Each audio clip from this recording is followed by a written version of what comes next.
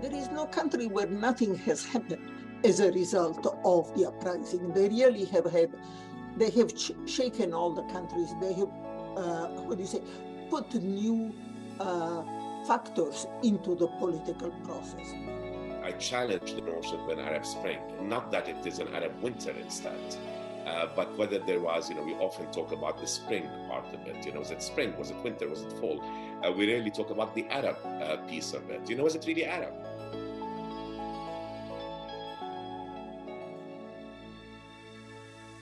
Welcome to Network 2020's audio edition of this virtual event.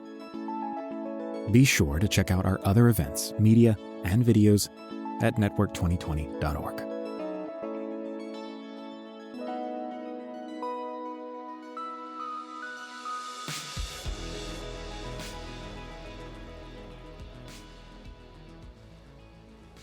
Good afternoon, and welcome to the 10th anniversary of the Arab Spring, examining its long-term impacts. This is a Network 2020 virtual briefing, and that I'm very pleased to bring to you today.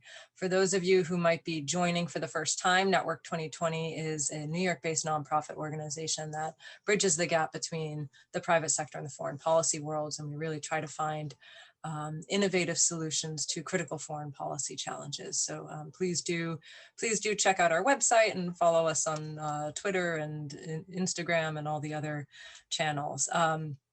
We have a lot of ground to cover today and really a really top-notch panel to bring to you. So what I'm going to do is introduce the panelists and the moderator, and then we will turn it over to Lisa Anderson to lead the discussion. And then we will have a bit of a Q&A. I am going to shorten the bios of the participants, not to do injustice to their deep experience, but to give more opportunity for you to hear from them. So we have Professor Safwan Masri, who is the Executive Vice President for the Global Centers in Global Development at Columbia University, and he is a Senior Research Scholar at Columbia's School of International and Public Affairs. He is a scholar of the contemporary Arab world, and his work focuses on understanding post-colonial dynamics among religion, education, society, and politics. And he is the author of Tunisia, an Arab Anomaly, which is an excellent and very engaging, accessible book on Tunisia. So I highly recommend it. We also have Marina Ottaway, who is a Middle East Fellow at the Woodrow Wilson Center and a longtime analyst of political transformations in Africa, the Balkans, and Middle East. She is currently working on a project at the Wilson Center about the countries of the Arab Spring, and she joined the Wilson Center after 14 years at the Carnegie Endowment for International Peace, where she helped launch their Middle East program. And we have Dr. Shadi Hamid, who is a senior fellow at the Brookings Institution. He is a contributing writer at The Atlantic and a co-host of the Wisdom of Crowds podcast. He is the author of Islamic Exceptionalism, How the Struggle Over Islam is Reshaping the World, which is really a fantastic, deeply dense, and highly provocative book. Another one I would definitely recommend checking out. And lastly, we have Lisa Anderson, and she is comes to us from the Columbia University School of International and Public Affairs. As you can see, her line of academic credentials is quite long, but so too is her on-the-ground experience. She was provost and then president of the American University in Cairo for many years, including during the Arab Spring. So she brings a lot of on-the-ground experience to her rich academic work. So with that, thank you everyone who's joining us today, calling in, and thank you to our panelists and to Lisa. We are so honored to have all of you today to take a look at the Arab Spring. So with that, Lisa, over to you. Thank you very much, Courtney. It is a delight to be here with you and with colleagues to discuss the aftermath of the Arab Spring. As all of you remember, almost exactly a year ago, on December 17th, as it happened, 2010, a small-town Tunisian street vendor set himself ablaze in frustration over official neglect and indifference, sparking the biggest and most consequential uprisings in the Arab world in at least 75 years. Rulers in Tunisia, Egypt, Yemen, and Libya were turned out. Syria's regime was deeply wounded, and other governments throughout the region quickly responded with both carrots and sticks to keep their positions. In subsequent years, civil wars have racked Libya, Yemen, and Syria. Their neighboring countries now house the largest populations of displaced persons and forced migrants in the entire world. Europe's concern about the specter of migration fed nativist populist movements across that continent. Sudan and Algeria, and calm in the early years of the decade, saw popular protests that brought down rulers, and Morocco has also confronted serious political unrest later in the decade. So it may look like a winter, but the story is obviously not fully told. Clearly, both the Obama and Trump administrations have been at a loss about how to approach a region in disarray. Trump's publication of the obituary of the two-state solution to the Israel-Palestine conflict was possible because of the weakness of what used to be called the Steadfastness Front and the newfound confidence of Gulf rulers who managed to escape substantial domestic upheaval. But the strength of an arrangement based on tactical agreement over Iran as a common enemy is unlikely to satisfy populations still aspiring to the demands of the 2011 uprisings: bread, freedom, and social justice. So if the story isn't fully told, this is a very opportune moment for us to take a step back and look at what might be called Act One and its fallout. It's clear, just for starters, that the Arab Spring has not had the same impact on all of the countries involved. The protests' demands were comparable throughout the region for dignity and better governance, but the movements were unique to each country and led to very disparate outcomes, as we've seen. Marina, in your 2019 book, A Tale of Four Worlds, the Arab Region After the Uprisings, you described four groupings that arose after the Arab Spring. Why don't you help us sort of set the stage and describe a little bit where each of these four worlds stands now? Okay, thank you very much. Let me first of all make it clear that these groupings are not formal groupings. That is, it's not that the countries in these four parts of the Arab world have come together, but I think analytically, they have a great deal of similarity. And I think that, as you pointed out in your introduction, the outcomes have been very, very different. No country in the Arab world has been untouched by the uprising. In other words, although the uprising have not the consequences that the protesters wanted anywhere, including in Tunisia, which is the most successful of the country, there is no country where nothing has happened as a result of the uprising. They really have they have shaken all the countries. They have, put new factors into the political process. Now, roughly, the way we have defined, and I say we because the book is co-authored, but the way we have divided the Arab world is the Maghreb, the Levant, the Gulf, and then Egypt, which really, technically you can say it's part of North Africa, but it really does not fall into any of the other categories as such. And what you find is in the Maghreb, you have much more progress towards, at least in Morocco and Tunisia, you have much more progress towards a democracy. Tunisia has been written about a lot, and Tunisia, in fact, has now a system which is based on election. Morocco is different in the sense that Morocco is has always, the supreme authority in Morocco remains the king. And although there is a fairly lively political process and fairly democratic political process under the king, everybody knows that in the end, if the king decides that things are going to go in a certain way, that's the way things are going to go. But in any case, there is an acceptance in those two countries of two things that are very different. One, that there has to be, that citizens have a right to express their opinion, that they have a right to have a voice.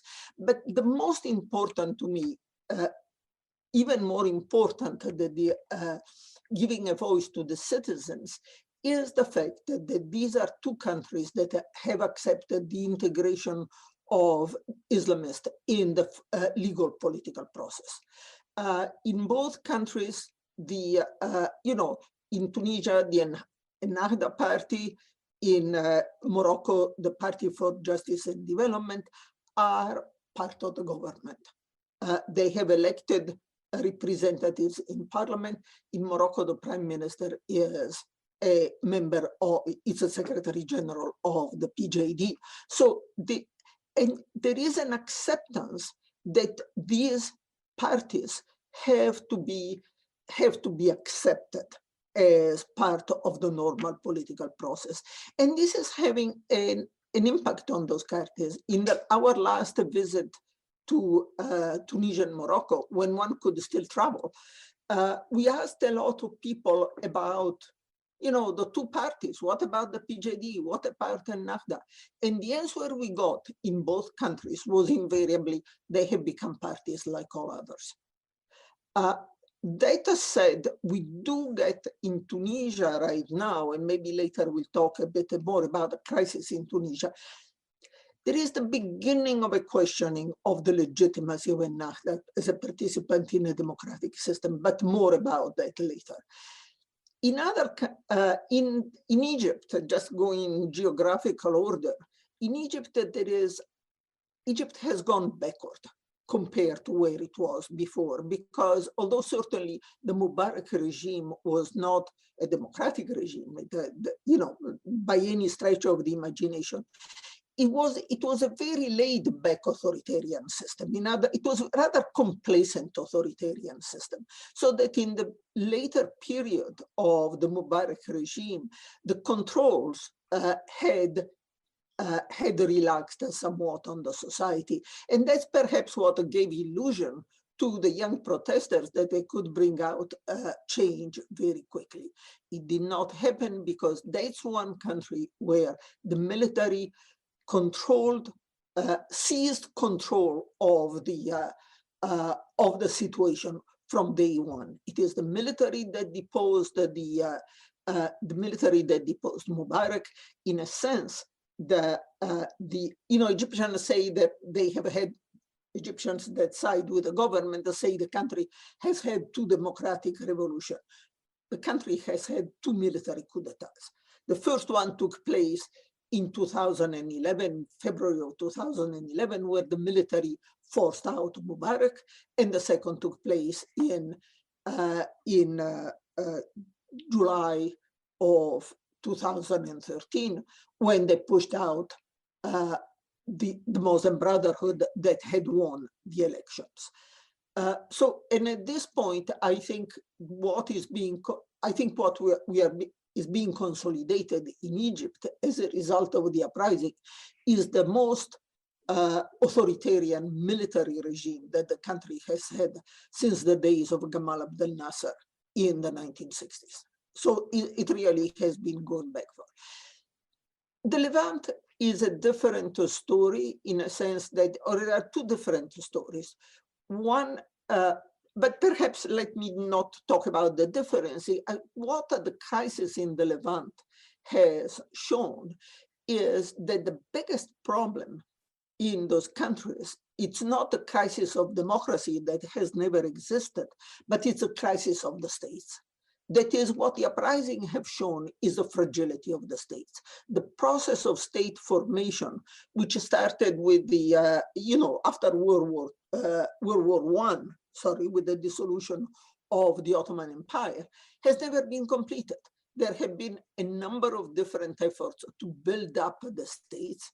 And I'm afraid to say that the one that was most successful, at least for a period of time, was that by Saddam Hussein in Iraq and by the Hafez al-Assad in Syria, that for a while managed to build some sort of a functioning state in the period they were in power. Once they were gone, the state has fallen apart again, and what we saw under the American occupation of Iraq was yet another attempt to rebuild the state that it never went anywhere. The problem there is that there is no point in talking about the democratic transformation unless the state is rebuilt. Democracy has to be housed somewhere. Democracy is a political system that requires a state in order to function. I mean, sure, you can have democracy in different organizations, but it requires an organization, and in this case, it certainly requires a state. The Gulf is a very interesting case because in many ways, the Gulf is the part of the Arab world that has been the most changed, because there have been no uprisings in the Gulf. They have really avoided any uprisings by buying out discontent. I mean, particularly Saudi Arabia, they spent a gigantic amounts of money to try to give something to everybody, to keep people, to give people pacified. But what I think the uprising have done for the Gulf is brought home the fact that they have to change. Some countries had started, particularly the United Arab Emirates, particularly Dubai and Abu Dhabi within the United Arab Emirates. Other countries were still rather complacent and going along, like Saudi Arabia, going along at a snail pace. And as a result of the uprisings, the sense that, plus other factors like the decline in oil prices, which is certainly very important, what you have is a real sense that a change has to come. What they're engaged in, these countries, is what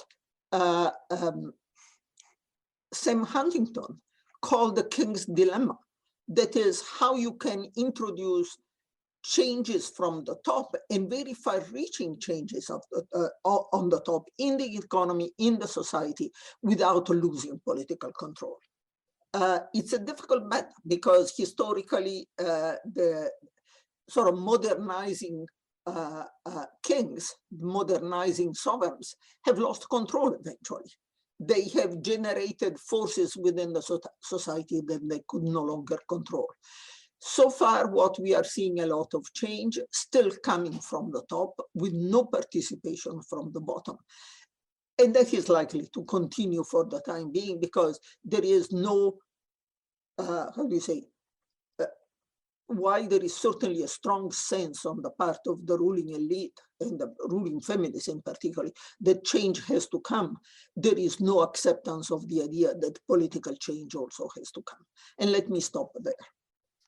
That's wonderful. That's quite a tour d'horizon, and I think that's a great way for us to get started. Let me move to Safwan and ask you perhaps two things. You're sitting in a monarchy, and I wonder whether you think there is a king's dilemma in Jordan as well. But of course, you've written a wonderful book about Tunisia, and Tunisia does appear to be an anomalous case at this point. So quickly tell us how Jordan feels for half a sentence, and then tell us how you account for the difference that Tunisia represents. Thank you, Lisa. I was expecting the second question, so let me try to deal with the first. I mean, I think Jordan, I have to say that it's a country that has withstood and been able to defend conditions around it and within the country itself. I mean, let's not forget, this is a country where more than half the population is a refugee population. You had different waves of Palestinians, and then after the first Gulf War, and then the second one, and of course Syria more recently. So things have not been easy in Jordan. Jordan is also, I mean, Marina talked about the rentierism in the Gulf states, which is sort of being shaken a little because of the drop in price monarchies have really turned towards social re-engineering. We see quite a bit of that in places like Saudi Arabia and countries that are on the beneficiary end, if you will, of that rentierism set of arrangements that have existed for decades are affected by this, of course. So Jordan, I think, is always trying to balance its politics, if you will, with the demands and the nature of the relationship and the nature of dependence, aid dependence on monarchies. And you saw that in the case of the recently signed peace agreements between the UAE, Bahrain, and Israel. I mean, the sentiments on the streets in Jordan are contrary to sort of what Jordan is in a way forced into by. So there are dilemmas, of course, and there will not be, I don't think, a public position on those agreements. But I do say, just to round it up on Jordan and then move on to Tunisia and the Arab Spring, I think, it's been remarkable. I have not spent as much time in Jordan, Lisa, as I have this year since I was a teenager. So it's given me an opportunity to observe and to study and to reflect. And, I walk away thinking that it's got some really tough challenges, but it's also incredible how well it has been able to deal with competing, if you will, needs and demands, both regionally and locally. And of course, quite complicated with the current administration in Washington, D.C., and with the current regime in Israel, and also sort of, conflicts that contribute to the country. But to move, broader from that, I hope that satisfies Lisa. It was fine. That was great. Thank you. It's true. It was a little unfair, but yeah, that's okay. So Marina's grouping, I found incredibly helpful, and it really feeds into what I think.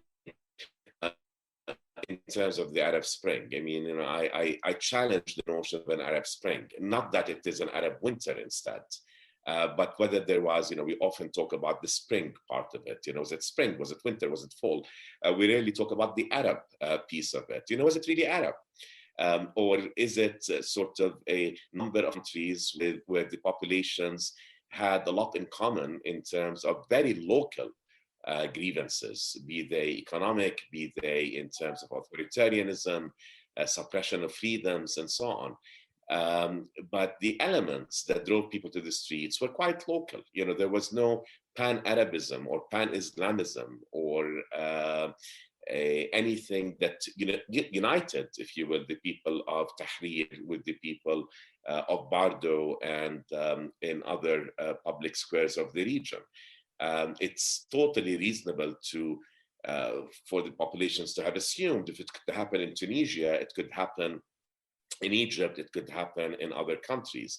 What I argued in my book is that there are, within that context of an Arab world, which I think needs to be further and further defined in terms of groupings, the way that Marina has proposed, and I think that will be a much healthier way for people within the region to see themselves, and for outside actors also to see the region, recognizing the differences that exist between the Maghreb, the Gulf, the Levant, the Nile Valley.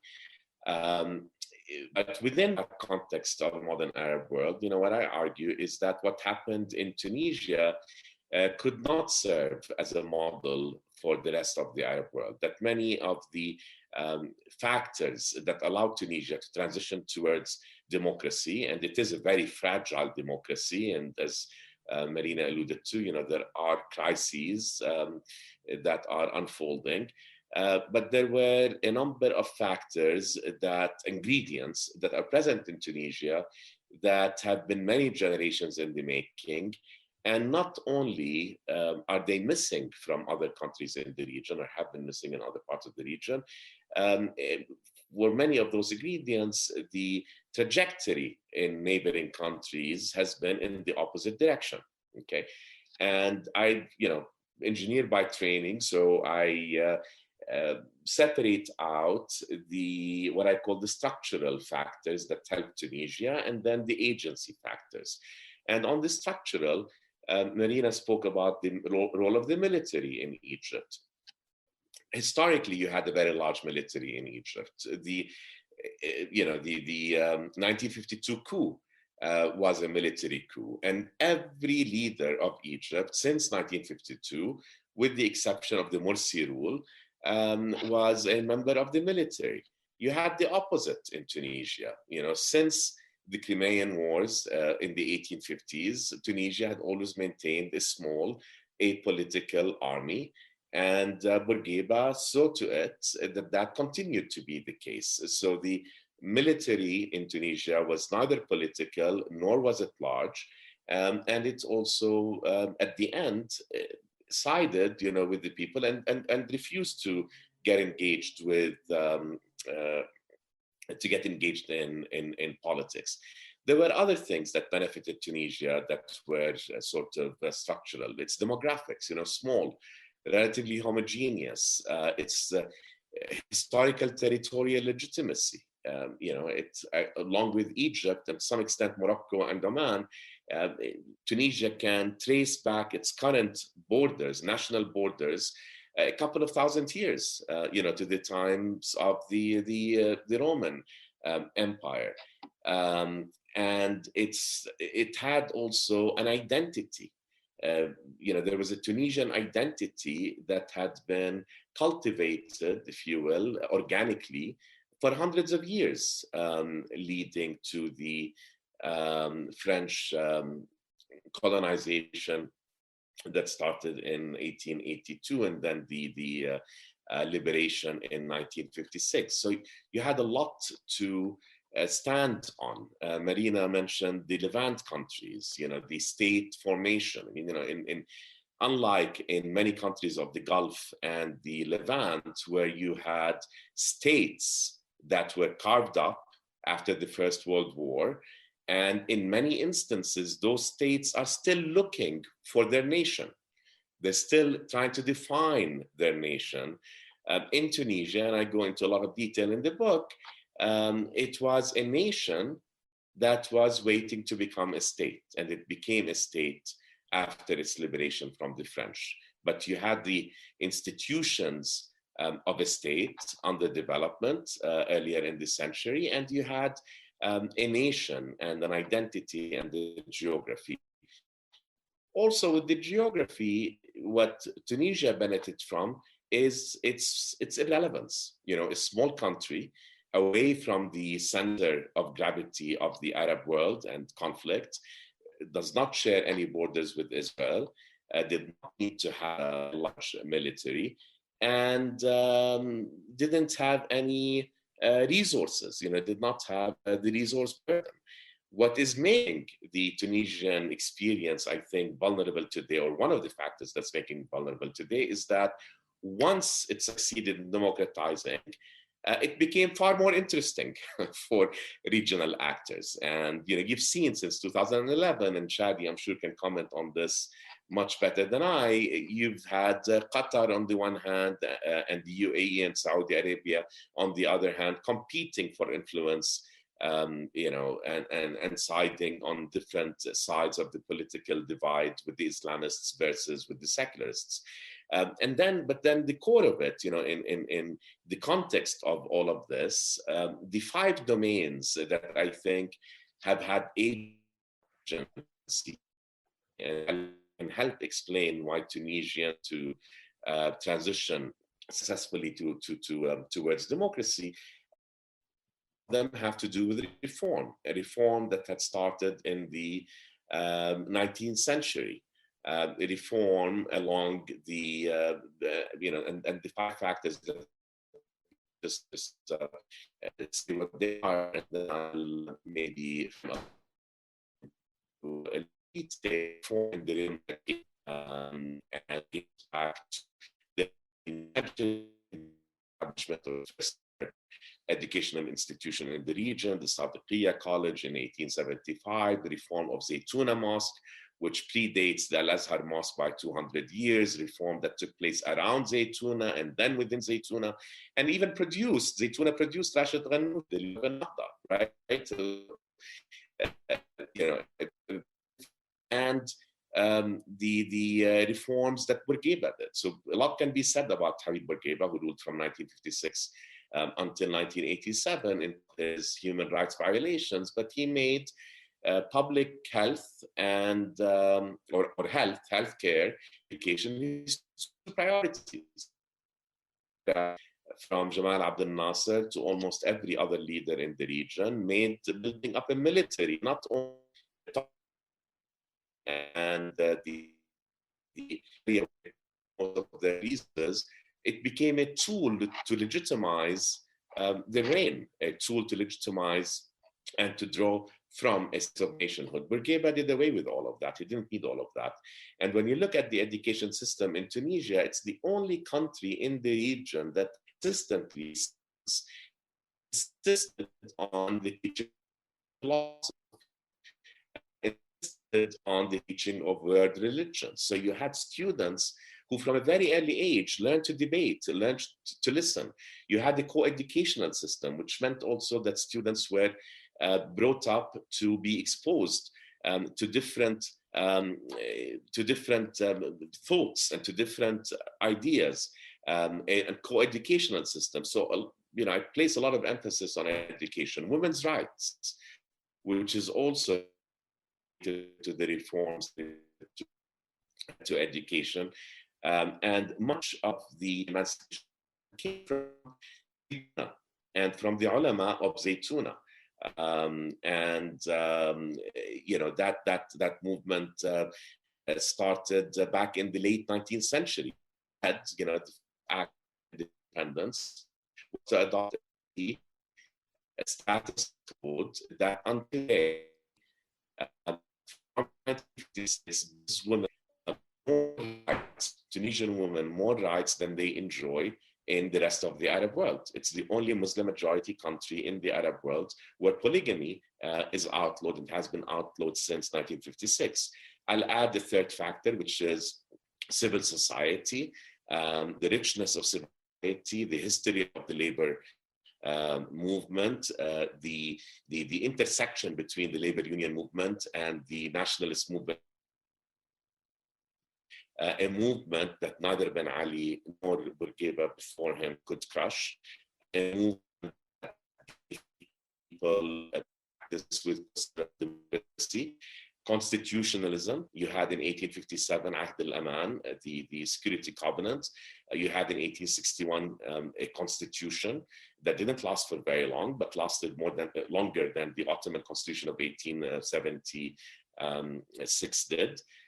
You had the Constitution of 1959, and you had the Constitution of 2014, which was the result of 2 years of intense public debate, and religion and its role in society. And again, we can take each of those factors and delve more deeply into it, but I argued that it was the structural elements and these factors, most of which have to do with reform and the long history of reform, created an environment and created conditions under which democracy had a chance of emerging out of the protests of 2011 that did not exist in other countries. So at the risk of being of overly simplifying, I'll stop here with that synthesis. Thank you very much, Safwan. I have to say you break up a little bit once in a while, but all of your points come through very nicely. So thank you very much. I'd like to sort of zoom out a little bit at this point. And we actually have a couple of questions that I'm going to roll into this next line of inquiry. People have puzzled over whether the outcome anywhere, take your pick, would have been different if the foreign, that is to say, outside the region, roles had been different. If the United States had played a different kind of role, obviously the Obama administration was hesitant in a number of the countries. And in fact, one of our questions is, did the US really at some level want the outcome that, in other words, did they actually want a Sisi regime? That is to say, not a complacent military authoritarianism in Egypt, but a serious, assertive military authoritarianism. So that's one of the questions. And let me sort of ask Shadi for you to sort of roll that together. In other words, would it have been likely to be very different? And to what extent are any of these outcomes things that the United States particularly would find in their own interest? Yeah, thanks, Lisa. So, counterfactuals are difficult. The history of what didn't happen but could have happened has never been written.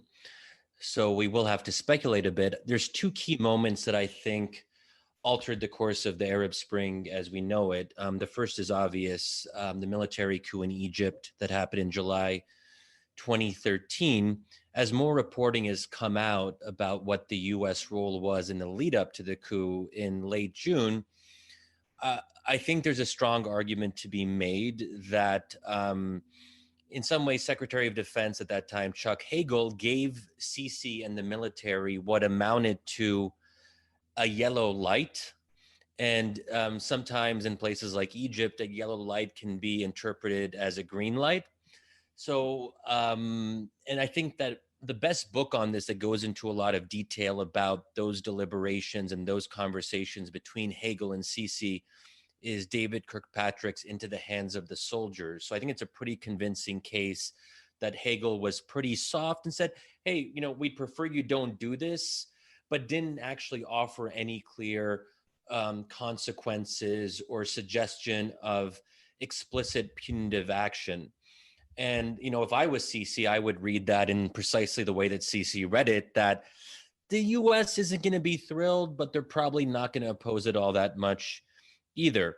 Then we can see what happened after the coup, where the US quite explicitly, Secretary of State John Kerry said after the coup that Sisi was restoring democracy. So that also gives a clear indication of how internally in the Obama administration, there were some very mixed signals. The other key moment, which isn't talked about as much, as March 2011. So very early on in the Arab Spring, there was some last minute shuttle diplomacy where the US was really trying to prevent a Saudi intervention in Bahrain. Bahrain, as some of you might remember, was experiencing mass protests, very large protests, in fact.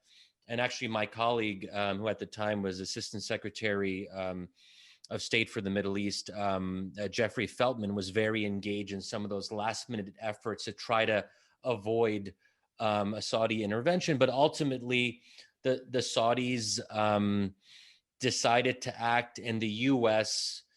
didn't really offer clear consequences. And that we might ask, well, what are the clear consequences? In the case of Egypt, the clear consequences are, not a partial suspension of military assistance, but a full suspension of military assistance. Not easy. It would have been unprecedented, but leverage is there for a reason. The question is, are we willing to use leverage? In the case of Saudi Arabia and Bahrain in 2011, one point of leverage that we have, which I think is very considerable, is that we provide Saudi Arabia a security umbrella. We provide them with their weapon systems and also maintenance and spare parts and logistical support. Theoretically, if the U.S. really decided to go all out and say, we will not service your military equipment, again, an extreme measure, but just to say like what's possible, it would effectively ground much of the Saudi military and certainly its air force. So those are a couple, I think, key inflection points when it could have turned out differently. Now the question is, why did the U.S. have these positions? Why didn't the U.S. do more? What's really behind that? And this is where I think the Middle East is unfortunately somewhat exceptional, that the US doesn't have a great record when it comes to supporting democracy, particularly during the Cold War. That said, we did get better in the 1980s, and we did get better in the 1990s in other regions of the world, Latin America, Asia, and there's key cases where we did help pressure dictators to leave, and Chile is an example, and also South Korea and so on. But the question is, why not the US? And I think that my colleagues have already sort of alluded to one of the key issues in the Middle East is that the Middle East has Islamists, and there may be some analogs to Islamists in other regions, but not quite Islamists. And so what I call this is a sort of Islamist dilemma, that we as Americans, we want democracy in theory, but we're afraid of democratic outcomes in practice.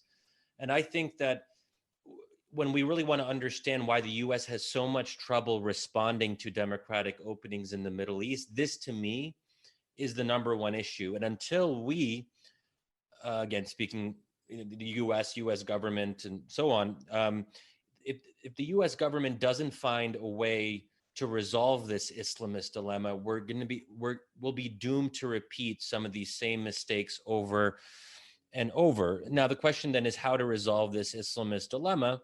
And I think one part of it is that somehow Americans have to become more comfortable with the idea of Islamists not just participating, because if they participate, other things might happen too, but doing well in elections and also possibly in some cases winning. They won't win in all cases, maybe not even a majority of cases, but there is a chance they might win in certain countries. And it's obviously what happened in two of the cases we mentioned, Tunisia and Egypt. Now, this isn't to say that we should like Islamists. I think it's possible to think that Islamist parties are bad, but still support their right to participate. And, my view about democracy is that it's about a lot of things, but one of the main things it's about is the right to make the wrong choice and the right to make decisions that other people might consider personally threatening or stupid or illiberal or whatever else it might be. So this is more, so I think what the US has to come to terms with is not supporting Islamists, but supporting processes that may result in certain situations with the rise of Islamists to power. And that's not an easy thing to do. And we've been struggling with this really since the 1990s with the case of Algeria, which was the first time that there was a democratic opening and Islamists were on the verge of coming to power. The Algerian military intervened and stopped that from happening. Civil war broke out.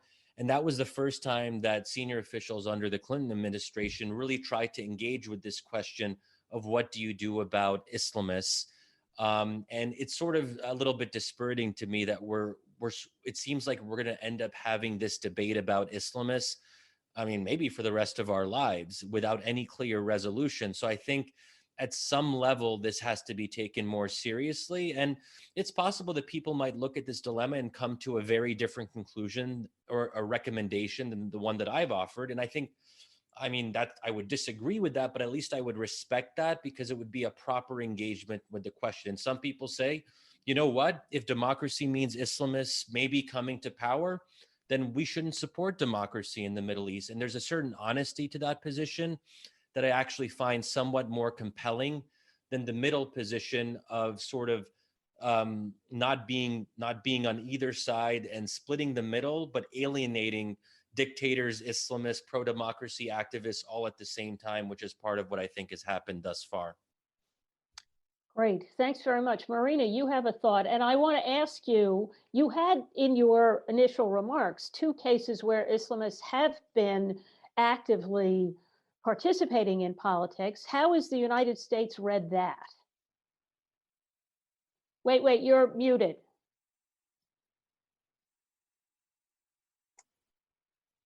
I'm on mute. You can hear me now. Okay. I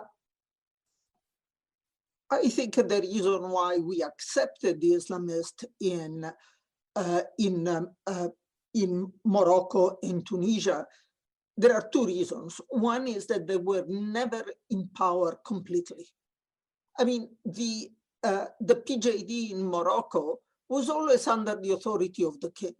It was clear that in the end, if something went wrong, the king will jerk their leash, that it was not going to get out of control. And even Nahda was always part of a coalition government.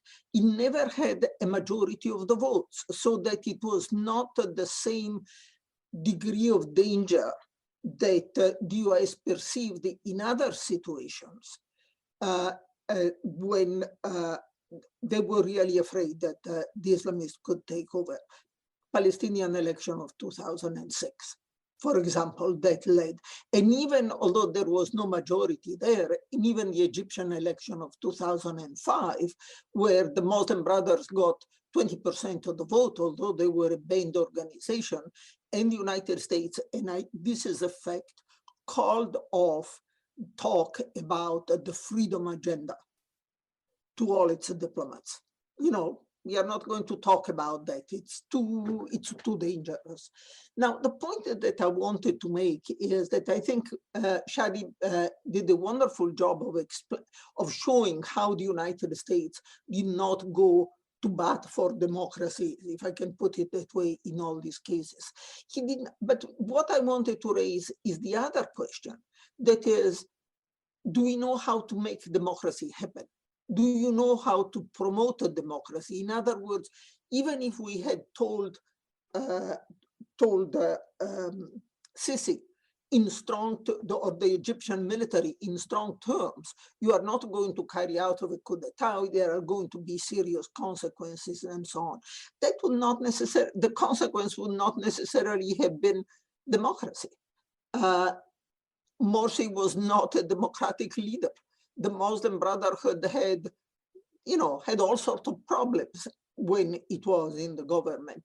And if we look at our record of democracy promotion around the world, we are really not very good at it. I don't think anybody else is better than we are, better than the United States is. But I would say it's practically impossible to promote a democracy from the outside, to make the changes happen that are necessary for a democratic system to take hold from the outside. And that's why, we had, in the last few years, we had all these, and I'm sure that Shadi talked to all of them the way I did, all these Tunisian delegations coming to Washington. You really have to help us. We are we are the only success story, and so on and so forth. And it mostly was a plea for economic help. I'm not saying that we should not have provided more economic help. I have serious doubts that that would have had any real impact on democracy as such. Thank you. I can't resist, Shadi, asking you to respond to that. I mean, this is a great set of questions. Yeah, maybe just a quick point or two. So how good or bad are we when it comes to supporting democracy? So I think one way of looking at it is that I think we might end up being better at fending off the worst cases of repression. So we may not always be able to have a clear affirmative vision for how a democracy unfolds, and there's only so much control we can have over other countries' domestic processes. But one thing that we can do is be a blocking power that with close allies that we have a very strong military to military relationship with, and where we do have clear points of leverage. I mean, for example, Morocco, we don't have as clear a set of points of leverage. But if we're talking about two of the most repressive countries in the region, Egypt and Saudi Arabia, those happen to be countries that we do have a closer relationship with.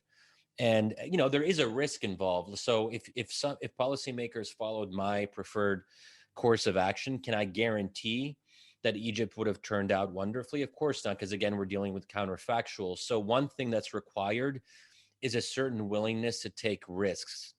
And that I can't come here as an analyst and say that there's any guarantee that something will happen in precisely the way we want it to. But what I think I would be comfortable saying is, would Sisi have thought twice about certain actions if there was a threat of a full suspension and that he actually believed it? I mean, one question is, we can make threats, but if they're not believed or the threats aren't credible, then they may not be effective. So one thing that the U.S. has to build is credibility, that when it says certain things, authoritarian regimes say, well, they seem kind of serious about it. Unfortunately, up until now, because we tend to back down when we're in like a staring contest with our repressive allies, they kind of test us. They try to call our bluff, and then oftentimes we end up buckling.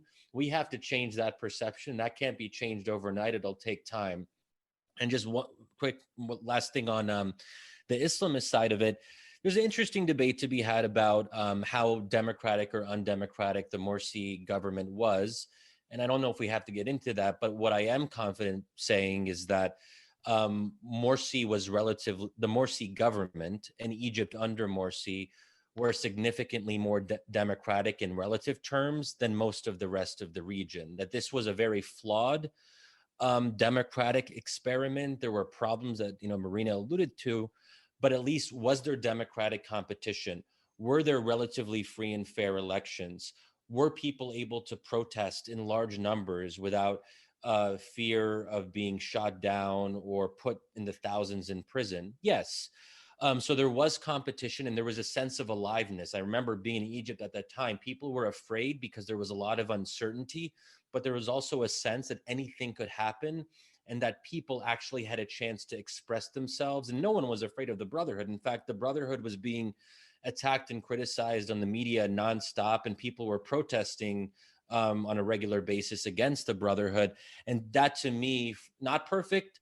There were some illiberal elements. Morsi, who I knew personally, did have some authoritarian tendencies for sure. But again, you can't jump to a fully fledged liberal democracy in 1 or 2 years. There is going to be this messy period that we, I think, as Americans or in the international community, we have to be a little bit more tolerant that there will be this indeterminate middle period where things are better, but not necessarily great. Great. Thank you very much, Shadi.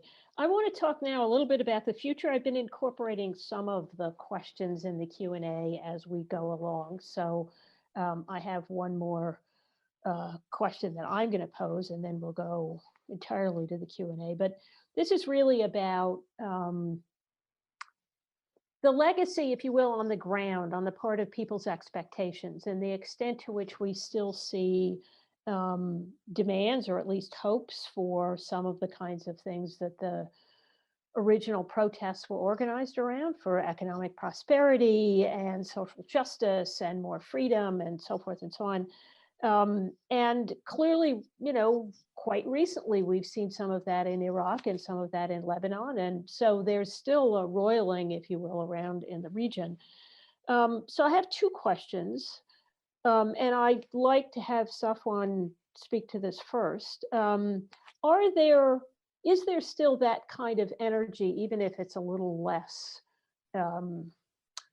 assertive? Are there different ways that people are beginning to think about trying to push those kinds of, if not demands, just sort of expectations on the part of their government? That's one. And the second one, and this has been raised as well in the Q&A, Mark Lynch, in his recent Foreign Affairs article, says that the role of the social media has changed completely, and that at this point it has become much better controlled by governments and much less effective as a mechanism by which people organize discussions about politics.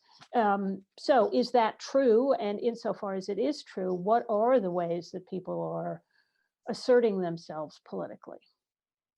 Thanks, Lisa. And maybe Courtney, if my internet is unstable, just motion to me and I'll turn my camera off, and maybe at least my audio will not be interrupted.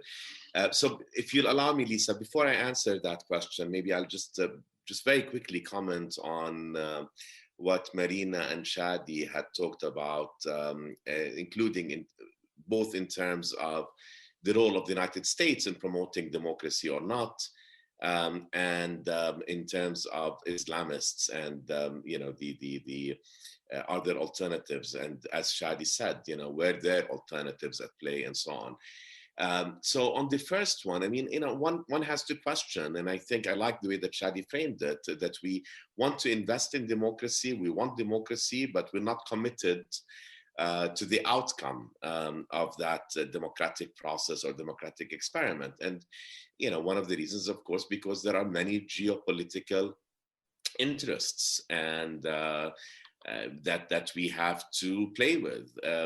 Michael Wahid Hanna wrote a beautiful piece, I thought, yesterday in the New York Times about Morsi trying to, not Morsi, Sisi trying to get away with as much as he can with the most recent jailing of a number of human rights activists, trying to get that through the Trump administration and basically calling the bluff of the incoming administration of President-elect Biden.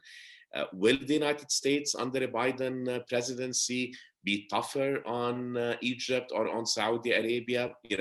You can't ignore the Iran factor. We can't ignore the Israel factor. So, all of these arrangements, all of these geopolitical dynamics, of course, impact what happens at the end. I saw in the Q&A also, and to Marina's point about Tunisians coming to Washington asking for support, here you have a successful experience with democracy. It deserves attention. It deserves support. But what I keep hearing, or what I heard at the time, in Washington corners is yes. We want to support Tunisia and they have every good intention to do so. But it's not that relevant in the big scheme of things, and they get distracted by the problems of the region and the big players in the region. So I think that the intention sometimes is to do the right thing, but it does not get translated into action. Now, I spent a lot of time in Cairo also leading up to 2013, and what I witnessed was a tremendous amount of energy, but unity in the negative space, unity in terms of what they did not want to see, what the Egyptians did not want to see, but there wasn't any vision of what the future might hold. And there had not been, for the longest time under Mubarak, space for political maturity, for political parties to start to take shape. And this is why I go back to civil society and the importance of having a strong civil society. And Mubarak, and before him Sadat, and before him definitely Jamal Abdel Nasser, understood that. And so the fact that the ETUF, the Egyptian Trade Union Federation, during the entire 30-year regime of Mubarak, sided with the workers on only one occasion. So what worries me is that oftentimes, and Mubarak played this very well, it's me or the Islamists. And when Mubarak is gone, it continues to be the military or the Islamists. So that, I think, is the most dangerous aspect of the Islamist movements. I think Tunisia is very, very different in that sense, and we see the tensions that exist today. But to your specific question, Lisa, which now you have to remind me of because I digressed, to such an extent. Just remind me very quickly. Yes. No. To what extent are there continuing hopes for change, and how do people organize those discussions? Yes. Thank you. So, I think what was, if you look at what's been happening in Algeria, in Lebanon, Iraq, Sudan, elsewhere, one of the more interesting things is that this time around, if you want to call it the second wave of Arab Spring, there's a lot more that's in common globally than perhaps regionally. So you look at the protests in Santiago de Chile, you look at the protests in Paris and the protests in Beirut. Each of those protests was triggered by something that tipped the scales, whether it was a metro fare hike in Chile, or a tax hike on fuel in France, or a WhatsApp tax in Beirut, right? So I think one needs to look at that in the context of rising inequalities, economic disenfranchisement in different parts of the world. In the case of France, it was also a rural urban divide. I do think that there is deep frustration and hope as a result. I don't know how sustainable that is, though. So you look at Lebanon, I mean, and notwithstanding, of course, COVID and what it did in terms of curbing street protests in, from Chile to Lebanon.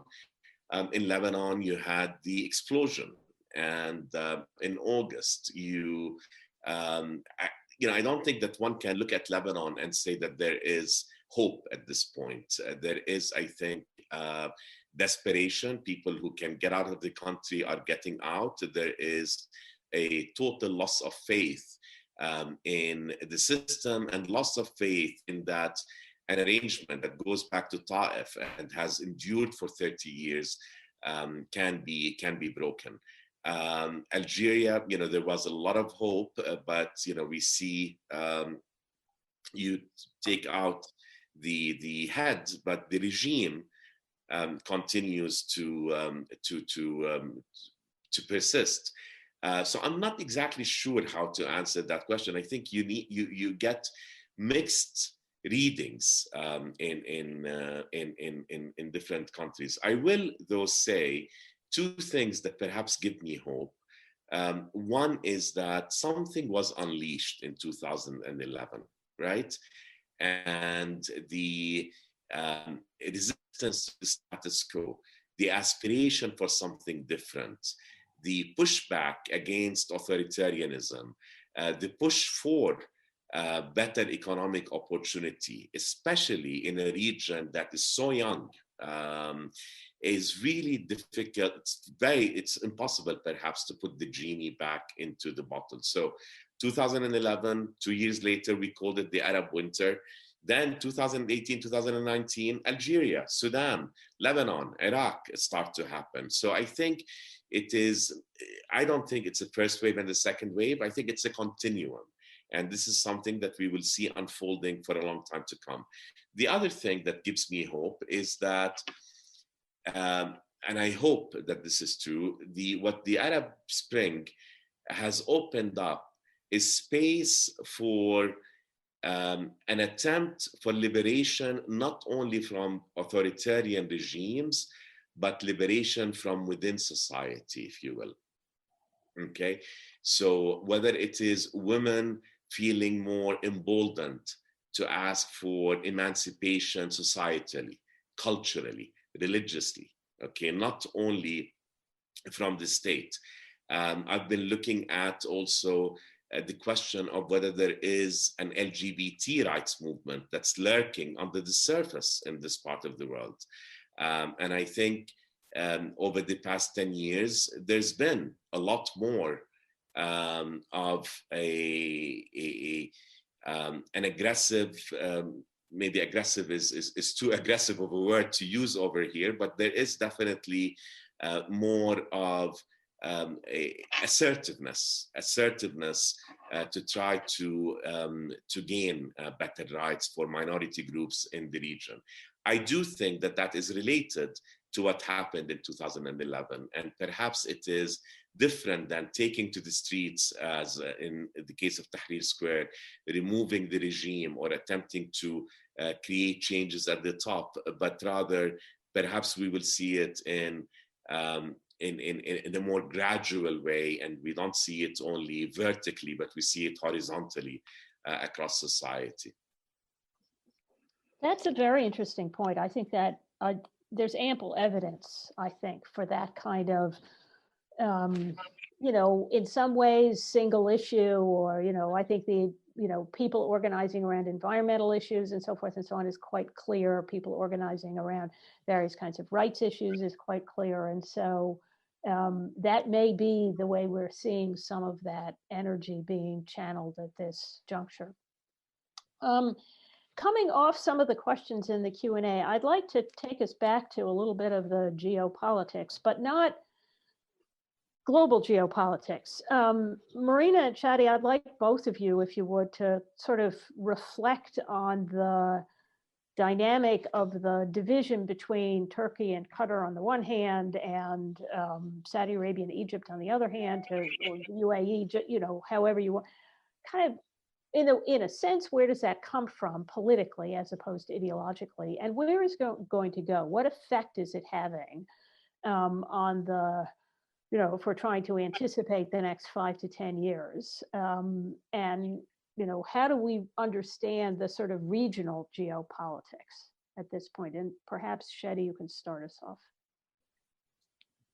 Sure. So it doesn't get much attention now. It got some more attention when it started in 2017. But the blockade against Qatar and what the resulting Gulf crisis between Qatar on one hand and Saudi Arabia and the UAE primarily on the other hand. And it's sort of an odd conflict because basically a blockade is a very aggressive thing to do against another country. And it's interesting that one of our close allies, Saudi Arabia, is doing that to another close American ally, Qatar, that has one of the largest U.S. pre-positioning military bases in the world. So that's an unusual situation where two close allies that are central to the regional security architecture at each other's throats.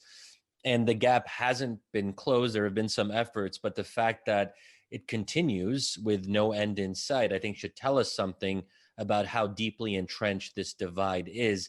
It's not just a mere political or policy disagreement. It is felt in existential terms. And Saudi Arabia and the UAE see Qatar as part of a broader existential threat. Why? This returns us to the role of the Muslim Brotherhood and Islamist movements more broadly. Saudi and the UAE really see the Brotherhood in a somewhat paranoid way as the enemy that's lurking behind every corner. And Qatar obviously does not see it that way. Why Qatar supports the Brotherhood is a little bit complicated and, probably out of the scope of what we can sort of resolve right now. But I think it is fair to say that Qatar has some sympathies with the Brotherhood, or at least they don't have an ideological objection to the Muslim Brotherhood, which allows them to comfortably engage with those kinds of groups. And I think these kinds of differences are really hard to resolve because they are rooted in some sense in religious differences. I mean, Saudi Arabia and the UAE have a very aggressive statist vision of Islam. They're not secular, but they think that by any means, but they do believe that the state should control religious production. And so in that sense, it's much more about how the state, that Islam should be quietist, Islamists should be quietist, they shouldn't really be too political, and they should defer to the state, so on and so forth. So, I mean, how is that to be resolved? I think ultimately, anytime you have a very big gap between two opposing parties, you need a third party to come in and try to force the gap to be narrower. And this leads us to the role of the U.S. And the U.S. obviously has quite a bit of leverage with all of the parties involved, and at some level, Saudi Arabia and the UAE have to make some concessions because they're the more powerful party here, and it's not realistic to expect Qatar to basically give up its sovereignty and be like a vassal state of Saudi and the UAE. Just like that's a non-starter. So I think at some level, the maximalist demands from the other side have to be, I think, toned down at least a bit.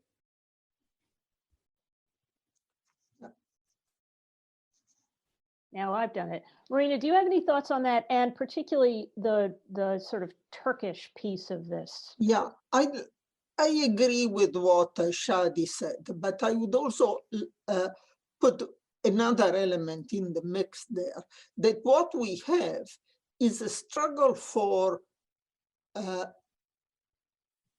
hegemony. That's probably too strong a word, but that there is struggle among countries that have changed a lot recently about where they stand in the pecking order of the Gulf, of the Arab world. Saudi Arabia has long been frustrated because it has always felt that it's the richest country, it's the biggest country in the Gulf, and yet it cannot dominate the Gulf. I mean, its attempt to dominate the GCC has been a disaster because other countries are not willing to are not willing to support it.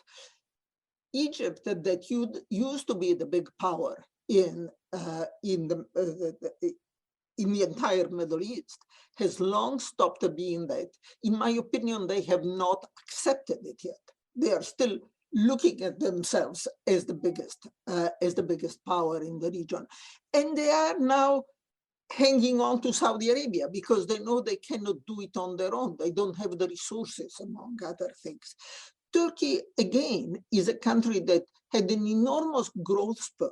I mean, we forget that because Turkey has been economically not quite a basket case, but certainly not a flourishing country recently. But if you think about Turkey 10, 15 years ago, it was a country that was growing immensely, that it was really spreading its wings all over, not only all over the Middle East, but Africa, the Caucasus, it was investing money all over, opening schools all over, and so on, and has sort of and started seeing themselves as a major power. So that essentially there is this, and Qatar is difficult to explain to me because it's a small country that has great powers aspirations, right? That and has always had a foreign policy that it's much bigger than the country itself. So what is at play, I think, in this alignment of countries and so on?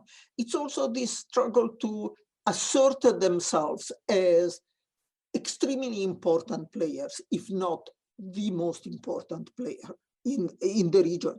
I think one issue that we'll have, I think it's premature to discuss, but we should at least flag, is where the UAE is going to land in this situation. Because the UAE is asserting itself more and more. It's not happy with the alliance with Saudi Arabia. It's not going under the thumb of Mohammed bin Salman. And I don't think they are going to side with Turkey and Qatar, but I think here is another country that it's trying to assert its role as a major player in the area. And I'm not quite sure how, I'm not going to take bets on how it's all going to work out, but I think it's important that we take into consideration this competition for power and influence in the area. Okay, wonderful. Courtney, can I do one more round? There are a set of questions for obvious reasons about what are, once we get to Turkey, we have a set of questions that revolve around other aspiring or actual great powers that are not the United States. So anyone who has a thought about China in the region is one of the reasons why the United States is reluctant to exercise what leverage it has, is because it's concerned that countries will turn to China. What about Russia and Russia's role in Syria? Is there any positive to be gained in re-engaging with Russia in any way on things like that? And of course, Iran. So, I think if we can have a little bit of commentary on that from the perspective either of local governments or, for that matter, the United States, that'd permit us to sort of pause for a little while, and then we'll be back next year. Shadi, do you want to start us with that? Okay, sure. So I think that the role of China will obviously grow more important, and China it's not necessarily trying to export its ideology into the Middle East. That's a little bit difficult for China. Obviously, you don't have a shared language or a particular, interest in Chinese culture in the Middle East, but you do have an interest in American culture and Western culture in the Middle East. So there are differences in terms of how soft power is used. But what China does have a lot of capability on is trade relationships. And you see how China is able to wield that rather effectively when it comes to, for example, the reticence of Muslim majority countries to criticize China when it comes to the cultural genocide against the Uyghur people. I mean, you'd think Muslim countries would be at least somewhat vocal occasionally about it, but they've been extremely quiet, and people wonder about that. And one reason is that these economic relationships that China has very carefully and deliberately built with Middle Eastern partners, but also more broadly, is useful to China. So that's, I think, one important thing there is that how does the U.S. or other, let's say, members of the international community, Western powers, counteract that? And I think the Middle East will be one important theater. And I think there is an interest in what might be called maybe not the Chinese model of development, but sort of maybe the Singaporean model was, and there's obviously some commonalities there, but this idea that authoritarian states like China, like Singapore, even though Singapore is not as authoritarian, are very effective at modernizing their countries. And I think the UAE is certainly interested in that sort of Singapore model type of approach. And just the last thing on, is there a risk that Middle Eastern countries will look for, if the US puts too much pressure on them, there's a risk of losing them to China, which is an important question. I mean, there is some risk of that, but when it comes to, say, military relationships, because of the interoperability of weapon systems, it's very hard for a country like Saudi Arabia or Egypt that has depended on American equipment and expertise for decades to make the shift to Chinese weaponry and Chinese support. I mean, first of all, just be a very odd move in general. And but it's also a very difficult move. Their military really wouldn't work exactly if they'd really have to kind of start from the ground up in a lot of ways. So it'd be quite difficult. And there's also the prestige element. There's something to be said for having close mill-to-mill relationships with the most powerful country in the world. China's becoming more powerful, obviously, but the prestige element isn't quite the same. So I think at some level, look, there is, again, like a lot of these things, is there a risk? Yes. But that's something that we can monitor over time, that if the US puts more pressure on Saudi Arabia or Egypt, and then the Saudis and the Egyptians, they like to say, oh, you want to put pressure on us, America? Well, we'll maybe kind of like inch over to China. And they use that in a very intelligent way as a bargaining chip. They're not actually using it in the sense that they're actually going to be buddies with China. They use it to try to prevent the US from putting too much pressure on them. And I think we have to be well aware of that. Great. Thank you. Marina, any thoughts on Russia, Iran, China? From the point of view of the countries of the region, Russia and China are opportunities, not to be totally dependent on the United States. I mean, how effectively they play this game of, playing one against the other, as they did during the days of the Cold War. How far they can go in that game, I don't know. But certainly the presence of countries other than the United States are certainly opportunities for these countries. Right. Iran is a real dilemma, because Iran is not seen as an opportunity by anybody except Turkey to some extent. But for the Arab countries, certainly in the Gulf, and here we are talking about the Gulf because, if you look at North Africa, anybody west of Egypt couldn't care less of about that issue. But Iran is a danger, but is also a country that the Gulf countries cannot afford to challenge too much, because the Gulf countries are incredibly vulnerable to retaliation. In fact, one of the great fears of the Gulf countries is that the United States and Israel attack Iran in one form or another. Iran is going to retaliate against them. And don't forget that the oil fields of Saudi Arabia are sitting ducks. They are right there. And Bahrain is even more of a sitting duck. So that is, but all of them are within easy. So that in a sense, these are countries that have one way or another to find a way to live with Iran.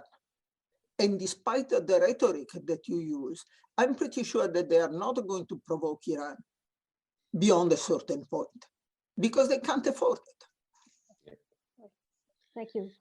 Safwan, the last word is yours. Thank you. So, no, my colleagues, I think, have painted a very thorough picture. Let me just try to add a couple of things, dimensions, if you will. I mean, I think Russia's role in the region is more perhaps defensive, protective, and it has grown to become more strategic. But I see it as vis-a-vis Syria, whereas Turkey has, I'll use Marina's word that she hesitated in using, perhaps more pseudo-hegemonic. I mean, and so Turkey inserting itself wherever it sees gaps, wherever it sees opportunities that are competitive. We see that in Libya. We see that in its alliance with Qatar. The competition, I think, between Saudi Arabia and the UAE on the one hand and Qatar on the other is Z and BS. You have two young leaders who have come into a world that has not had leadership from within. I mean, you know, since independence. I mean, Jamal Abdel Nasser, but since then, you know, you've had the powerful, iconic figures of Saddam Hussein and so on and forth. But when you look at the major region, they have Turkey, Iran, and Israel. You know, we did not really talk about Israel. So here you have two princes who want to assert hegemony, regional leadership. And Qatar has always, you know, punched above its weight. It has the resources, the economic resources. And in Turkey, it has found a great ally that helps size relatively, and an ally who in Erdogan sees strategic opportunities in the region. On China, I do think that the interests are largely economic, and they are also non-partisan in a way. So even before the recent peace agreements, you see China making investments in ports and in infrastructure in Israel and in Arab countries as well. I agree with Shadi that the cultural soft power as well as hard power in terms of military alliances will continue to be shaped by affinity with the United States and by closeness with the United States. But I think, you know, there's a lot to watch out for in the future, particularly when MBS becomes king. I mean, right now he is being moderated by the fact that his father is preventing certain things from happening. So how the alliances shape up across the region with Israel in particular. And by the way, speaking of Israel, I mean, let's not forget, Israel has made a lot of investments in China and vice versa. So that is an interesting thing in and of itself. It does not mean that it's turning back, it's back on the United States. Some of it, I agree with Shadi, is leverage, and some of it, I think, is common interests, common strategic interests, especially in the area of science and technology. So I'll end it there. All right. Well, Courtney, I think we are going to have to come back in a year. We're leaving all these loose ends in the region. So thank you. I know. It's really been quite a lot of fun. Courtney, it's yours. No, thank you so much. Lisa, thank you for doing just a masterful job guiding this conversation. And Shadi, Marina, Safwan, I really appreciate your taking the time. And to everyone who's listening, I appreciate your letting us go over, because this really is, I mean, there's just so much ground to cover. And clearly there are a lot of questions that are raised. So thank you, everyone. Thank you for listening to Network 2020's audio edition of this virtual briefing.